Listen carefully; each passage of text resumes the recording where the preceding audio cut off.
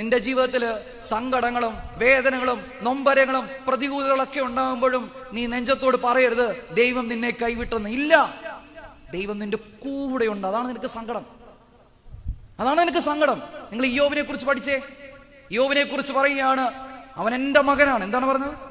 അവൻ എൻ്റെ മകനാണ്. സാത്താനെ, നിനക്ക് അവന്റെ ദേഹത്ത് തൊടാൻ സ്വാതന്ത്ര്യമില്ല. പിന്നെയോ, അവന് ചുറ്റും ഞാൻ കെട്ടിയിരിക്കുന്ന സംരക്ഷണത്തിന്റെ വേലി ഓരോന്നും എടുത്തു, എനിക്ക് കുഴപ്പമില്ല, പക്ഷെ എൻ്റെ ചെറുക്കനെ തൊടരുത്, ഇയ്യോബിനെ തൊടരുത്. പിന്നെയോ, ഇയ്യോബിന് ചുറ്റുമുള്ള സംരക്ഷണത്തിന്റെ വേലി എടുത്തുവാ. ഓരോ വേലി എടുക്കുമ്പോഴും ഇയ്യോബ് പറയുന്നത് എന്താ? ദൈവം തന്നു, ദൈവം എടുത്തു, ദൈവനാമം മഹത്വപ്പെടും. ഇതാണ് പരിശുദ്ധാത്മാവിന്റെ കൃപ ലഭിച്ച ഒരു മകന്റെ അനുഭവം. അപ്പം മരിക്കും, അമ്മ മരിക്കും, പ്രിയപ്പെട്ടവർ മരിക്കും, കുഞ്ഞുങ്ങൾ മരിക്കും, ജീവിതത്തിൽ നേടിയെടുത്തതൊക്കെ നഷ്ടപ്പെടും. പക്ഷെ എന്റെ ദൈവം തന്നു, ദൈവം എടുത്തു, ദൈവനാമം ബലപ്പെടട്ടെ എന്ന് ഹൃദയത്തോട്